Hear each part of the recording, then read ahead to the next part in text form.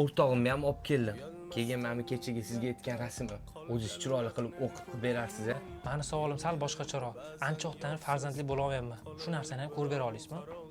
Kechaga aytgan odamingiz shumi? Ha, buni boplaymiz. Ko'nglingiz to'q bo'lsa. Sizni ishingizga kelsak, soqqasiga kelishsak, uni ham hal qilamiz. Opaga ishonsa bo'ladim. Anchadan beri qatnayman. Sani ishingni ham zo'r qilib berarlar. Bo'ldi. Necha qimmat chekarlar bor. Polvinga ishongan ahmoqlar. Ona, yana shu ishingiz boshlayapsizmi?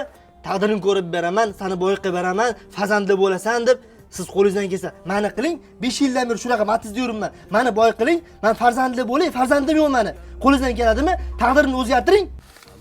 Yig'ishtiring shu ishlaringizni. Hammasi jonimga tegdi. Odamlarni aldab pul olishingiz. Uydan ketaman bo'lmasa.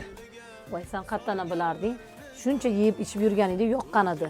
Endi yoqmay qoldimi? Allohim, onam ko'p gunoh qildi.